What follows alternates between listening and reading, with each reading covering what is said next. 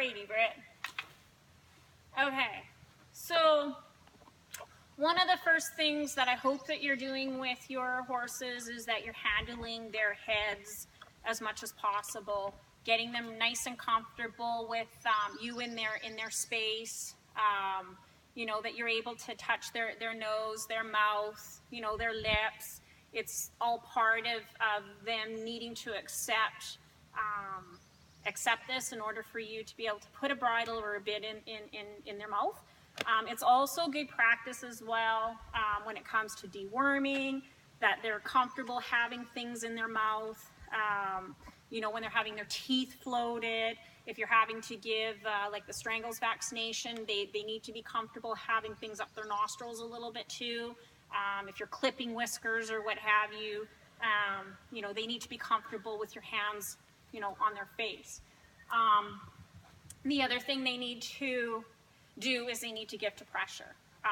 Horses that don't give to pressure in the halter, I will go and round pen them. So if you're kind of having problems with them giving to pressure in the halter, they're still wanting to pull, you know, we can definitely go back and do some round penning techniques later once my round pen is emptied out of all the hay. I have no problems in going over some of that stuff.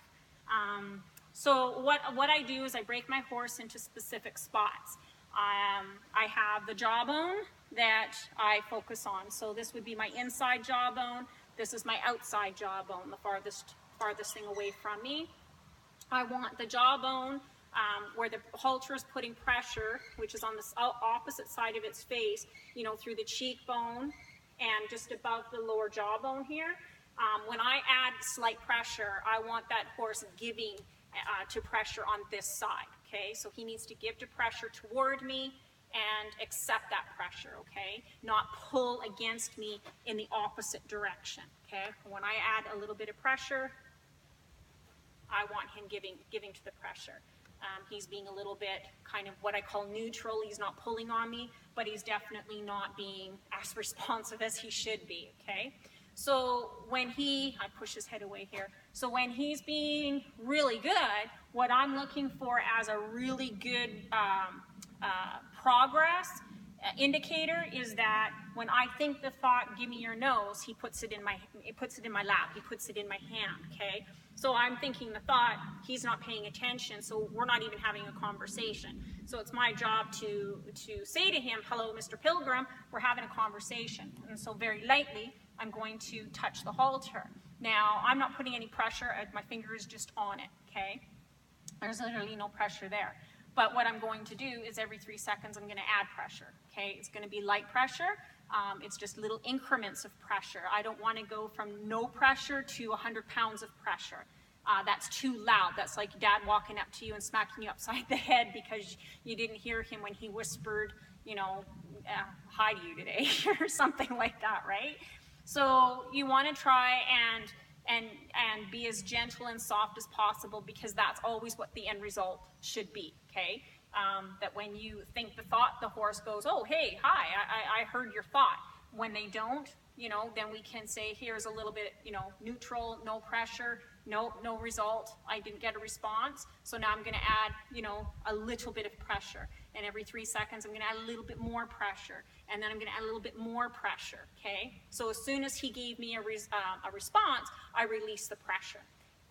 Horses learn through consistent repetition.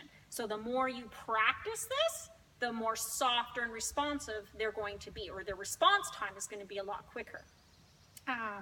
You know, so when I'm also focusing on a specific part, which is in this area, everything lower than the nose band, to soften up, I'm wanting it to actually turn in toward me, in my direction, okay?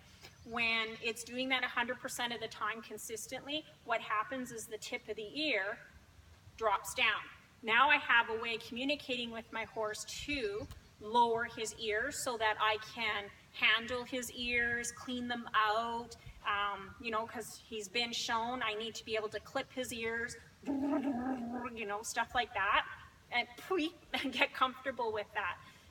If I need to doctor his eyes, I want to have a way to communicate to him to keep his head down in a position that is comfortable for me to handle. I don't like working way up here or standing on my tippy toes. Horses are too tall for me to do that with. So they need to be comfortable. You know, they need to have or be comfortable in having, you know, you kind of leaning on them here a little bit, sticking your hand between their ears, you know, rubbing on their forehead, you know, because this is your bridling, this is your haltering. You know, if you need to trim their bridle path a little bit, you know, that it's nice to have their head down here as opposed to way up here, you know, if you're going to do anything with their mane. So it's really important that this be your first step. The more obedient your horse is and more comfortable it is about having its head and face handled, the easier it's going to be for you to do some work getting the halter on and off, giving to pressure in little increments, and then building on from there, doing some bridling exercises. So there's, I think, video 3, and we'll carry on.